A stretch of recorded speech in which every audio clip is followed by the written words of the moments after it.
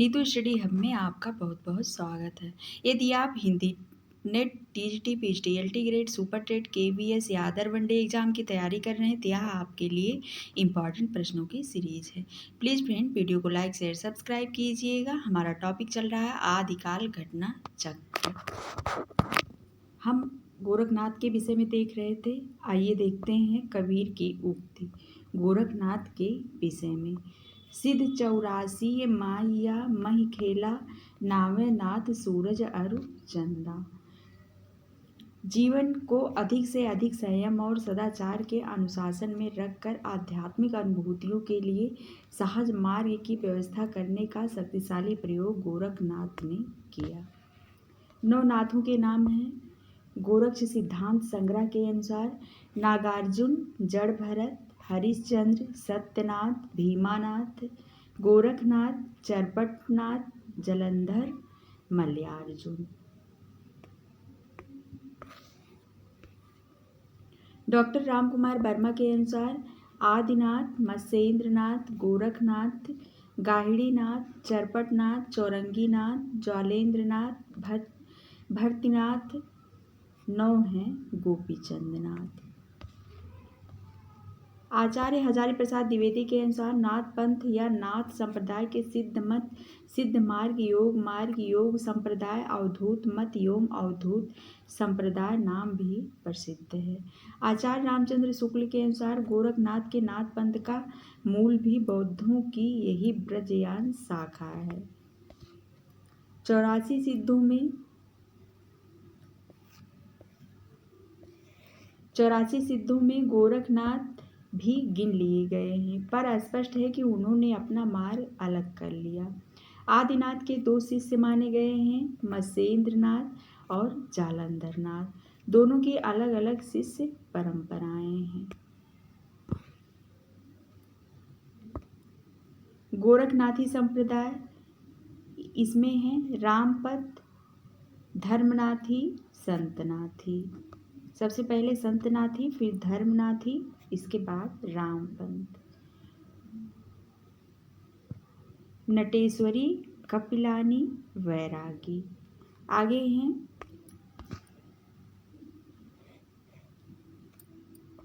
गोरखनाथी संप्रदाय में ही है माननाथी, आदुपंथ, पागलपंथ, धजपंथ, कन्नड़, गंगानाथी। नाथ पंथ की विशेषताएं हैं भाषा पुरानी हिंदी जनभाषा जो अपभ्रंश से प्रभावित भी है। विद्वानों के अनुसार इसकी भाषा अपभ्रंश से प्रभावित सधुक्कड़ी है। काव्य रूप साखियों एवं पदों में तथा उलट बांसियां, काव्य विचार, नीति, आचार्य, संयम व योग संबंधी, हठ योग, कौल मार्ग। गुरु के महत्व की प्रतिष्ठा, अवधूत मत, अवधूत संप्रदाय, योग मार्ग इत्यादि नाम भी नाथ पंथ के ही हैं। पाखंड का विरोध, जाति पात, तीर्थाटन, कर्मकांड का विरोध, अंत साधना पर जोर, सट चक्र साधना, अनहदनाद, ब्रह्मरंध्र। अगला है सुख भोग के सख्त विरोधी, इंद्रिय दमन पर जोर व नारी से दूर रहने की सलाह, ईश्वरवाद की स्वीकृति, शून्य साधना पर बल, निवृत्त ज्ञान योग, वैराग्य भावना, प्राण साधना, मन साधना, नाड़ी साधना, कुंडलनी, इंगला, इड़ा पिंगला, सुषुम्ना की साधना। गोरखनाथ की प्रमुख काव्य पंक्तियां हैं खाए भी मरिए, अनखाए भी मरिए, अवधू रहिया हाटे बाटे, रूप विरह की छाया, जोई जोई पिंडे सोई ब्रह्मांडे। अवधू मन चंगा तो कठौती में गंगा। 9 लख पातरी आगे नाचे, पीछे सहज अखाड़ा, सोवत अवधू जीवत मुआ, बोलत अवधू पिंजरे सुआ।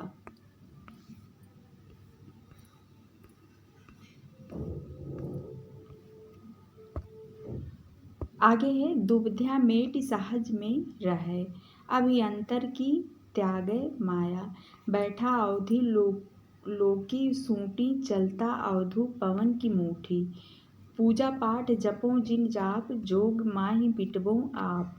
स्वामी तुम्हि गुरु गोसाई, अम्हे जो शिव शबद एक बूझिबा। गुरु कीजे गाहिला, निगुरा ना रहिला। धसै सहस इकीसों जाप, अनहद उपजय आपहि आप। हबक न बुलबा, ठबक न चलबा, धीरे धरिबा पाँव। यंद्री का लड़बड़ा, जिम्भा का फूहड़ा। चारि पहर आलिंगन निद्रा, संसार जाई विषया दाही। भोगिया सूते अजहु न जागे, भोग नहीं रे रोग अभागे। बस्ती ना शून्यम शून्यम ना बस्ती, अगम अगोचर ऐसा। आषाढ़ बैसिवा पवन निरोधिवा, थानम मान सब धंधा। अगला है इनका हंसिबा बोलबा रहिबा रंग, काम क्रोध ना करिबा संग। सहजशील का धरे शरीर, सो गिरही गंगा के नीर। यहु मन शक्ति यहु मन शिव, यहु मन पांच तत्व का जीव। अंजन माहि निरंजन भेट्या, तिल मुख भेट्या तेलम। राजस्थान की जनश्रुतियों के अनुसार गोरखनाथ के अन्य नाम गग्गू, गूंग, जहर पीर, बागर पीर इत्यादि है। रामकुमार वर्मा के अनुसार नाथ संप्रदाय के प्रवर्तक श्री गोरखनाथ कहे जाते हैं। रामचंद्र शुक्ल के अनुसार नाथ पंथ के जोगी कान की लौ में बड़े बड़े छेद करके स्फटिक के भारी भारी कुंडल पहनते हैं, इससे कनफटे कहलाते हैं। सिद्ध सिद्धांत पद्धति के अनुसार हठ योग से तात्पर्य हा का अर्थ सूर्य और ठा का अर्थ चंद्रमा है। सूर्य को इड़ा तथा चंद्रमा को पिंगला माना जाता है। इड़ा पिंगला को रोककर सुषुम्ना मार्ग से प्राण वायु संचरित करना हठ योग कहलाता है।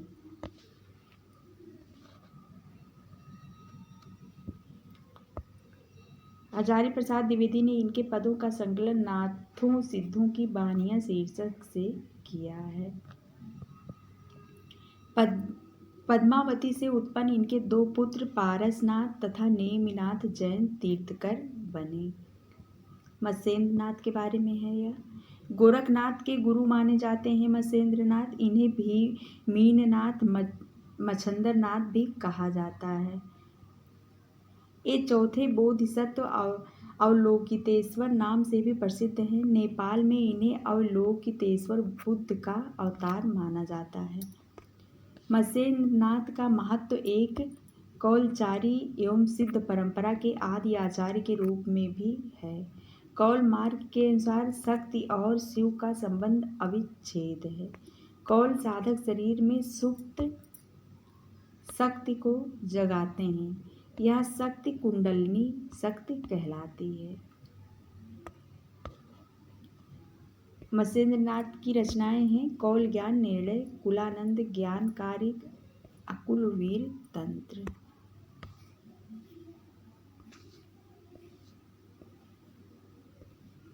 अन्य नाथपंथी हैं जालंधर नाथ, विमुक्त मंजरी गीत तथा हुंकार नामक दो कृतियां इन्होंने मगही भाषा में लिखी है। नागार्जुन का है रसायन विद। ज्वालेंद्रनाथ गोपीचंद के गुरु हैं। ये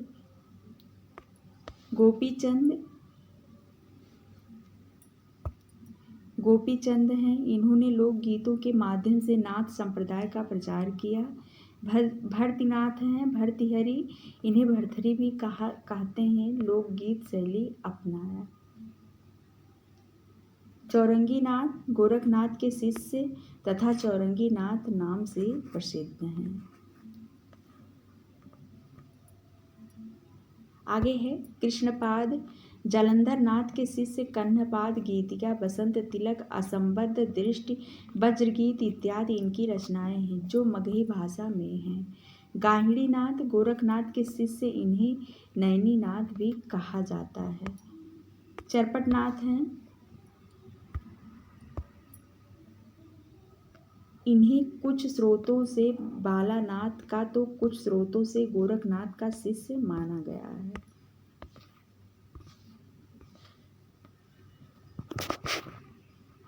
महत्वपूर्ण तथ्य है। आचार्य चतुर्सेन शास्त्री ने नाथों की भाषा को फक्कड़ी भाषा कहा। नाथ पंथियों की भाषा जनभाषा थी, जिसे पुरानी हिंदी कहा गया। नाथ मत के 84 सिद्धों की सूची ज्योतिरीश्वर ठाकुर के मैथिली ग्रंथ वर्ण रत्नाकर में भी मिलती है। आचार्य रामचंद्र शुक्ल के अनुसार नाथ पंथ जोगियों की भाषा में परंपरागत नागर अपभ्रंश या ब्रज के स्थान पर सदुक्कड़ी भाषा का सहारा लिया गया है, जिसका ढांचा कुछ खड़ी बोली लिए राजस्थानी है। काफिर बोध नाथ पंथ की देश भाषा में रचित पुस्तक है।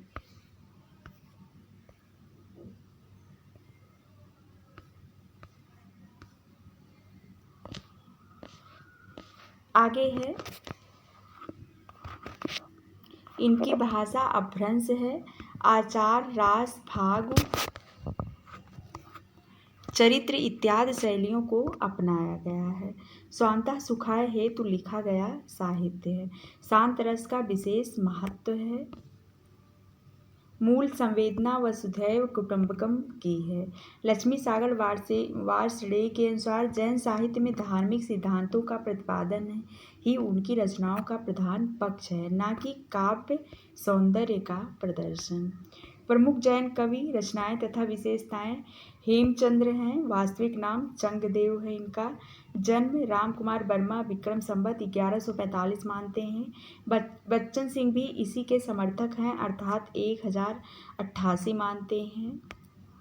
आचार्य रामचंद्र शुक्ल विक्रम संवत 1150 से 1093 ईस्वी मानते हैं। कुछ अन्य स्रोतों में 1085 ईस्वी माना गया है। ये गुजरात के सोलंकी राजा सिद्धराज जयसिंह के सम्मानित पंडित तथा इनके भतीजे कुमार पाल के सभा पंडित थे। इन्हें प्रकृत का पाणिनि कहा जाता है। संस्कृत प्राकृत अपभ्रंश के विद्वान हैं। ग्रंथ इनका है सिद्धहेम शब्दानुशासन, देसी नाममाला, छंदानुशासन, कुमार पाल चरित, योग शास्त्र।